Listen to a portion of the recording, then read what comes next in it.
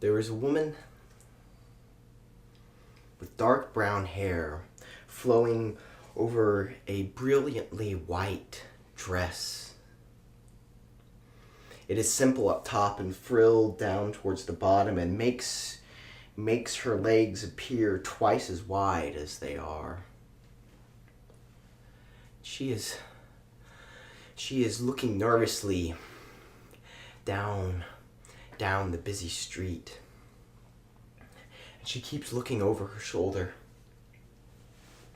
At last, though, she seems to find what she's looking for as her shaky hand reaches out to a rusted door handle in the face of this ancient-looking brick building. The windows had long since been shattered by the village children who had thrown stones at it during their off hours and their breaks when they were particularly frustrated with the world.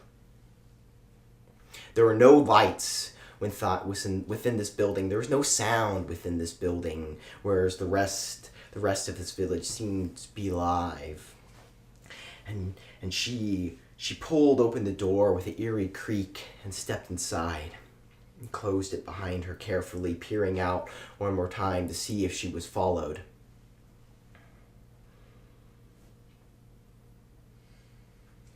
As she walks through the building, she can feel memories flooding back into her. She can hear herself as a child laughing and almost sees her visage running down the hall.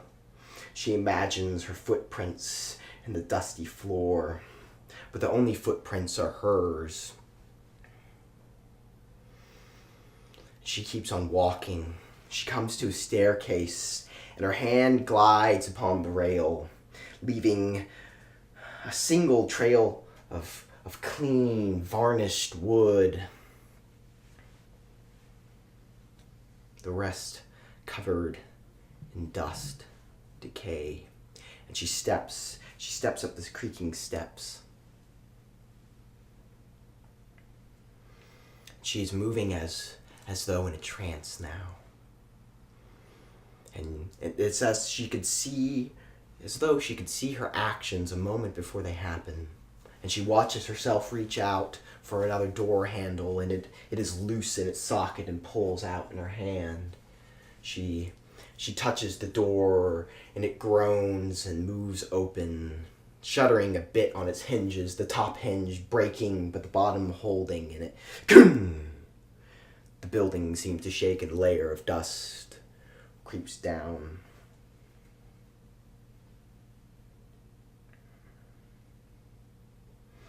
She approaches an old writing desk.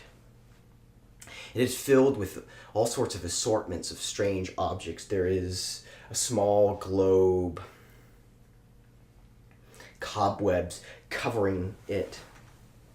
There is a cup filled with quills, but the feathers have long since rotted away, falling to the desk below. There is a parchment on the table that she reaches gingerly toward. She knows it's the one, even before she reads it. To my loving daughter, the letter begins, but her concentration is suddenly disturbed. She hears a sound out from the shattered window, the sound of a flute playing a merry tune, and her worried eyes move amongst the dark shapes of the crowd, trying to find its source, and there she can see the man that she thought had been following her, the one she had feared she would see on her tail like he always was. And there in the street was a young boy playing his flute, and he skipped down the road, and walking next to him in a measured gait was a jester.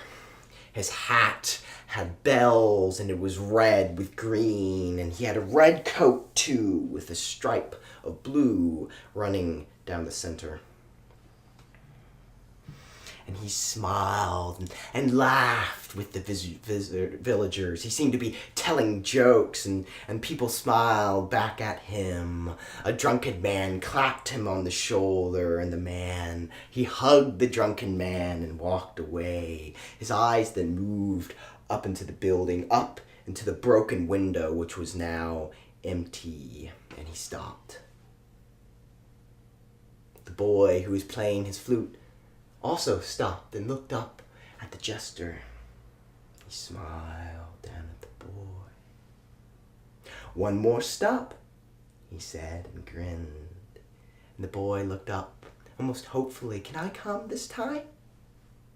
No, Davies. You will have your chance in time, but be a good boy and run along. I'll be out in but a moment." And the man, he came to the same door the woman had come to and opened it. Within the building, she could hear the creaking on the steps as the man came up, but she didn't move. She was paralyzed with fear, standing there in the dusty room filled with her father's things, and watching the door and clutching the letter to her heart. The door creaked open just a bit more as the man pushed it aside, and it fell down. Great cloud of dust rising into the air. And he smiled at the woman. "How did I know I'd find you here? A bit predictable, aren't we? It took you long enough. I was taking my time, I will admit, but there's so many things to do in this kingdom, don't you agree? But time runs short, my lady." The letter. She clutched it tighter. "No, it doesn't matter anyway." She crumpled it up and threw it to the ground. "It's all lies." Would that it were so. Would that it were that easy. And he pulled out the flintlock pistol at his side, and he raised it up towards her, smiling, as though some hidden joke was about to be unfurled.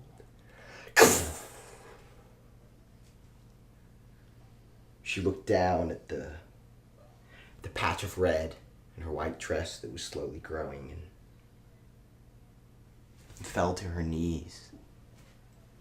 The man walked over to her and smiled, sort of touched her cheek before reaching down and picking up the crumpled piece of paper.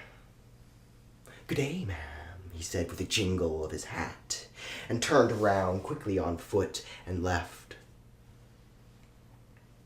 She could hear his steps moving, creaking through the old building that she had once lived in, the building that held her childhood memories. And the jester stepped out onto the street and bowed at a woman as she passed. And the boy began to play his flute again. And the two of them, they joined up, the boy skipping ahead of the man, and he looked back at the building.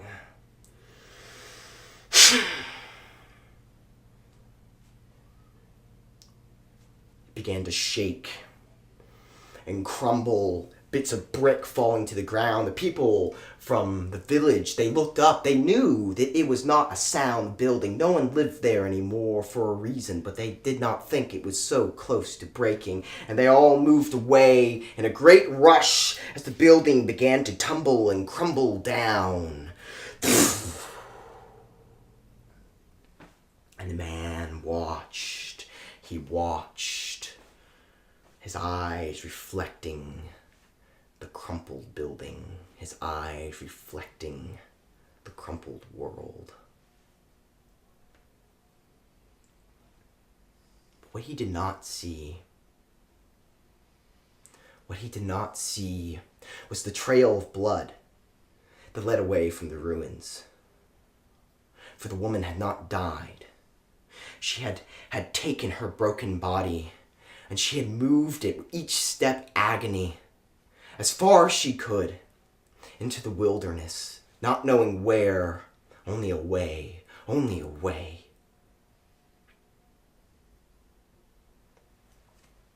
And she lay there, and we can see now that the dress was so large because it was hiding her protruding belly, hiding the child she carried within. And she pulled up the dress tentatively and watching the blood spill down her belly, feeling into the wound. "Let it not be so," she cried. She almost said the words, but she couldn't speak anymore. She was beyond words.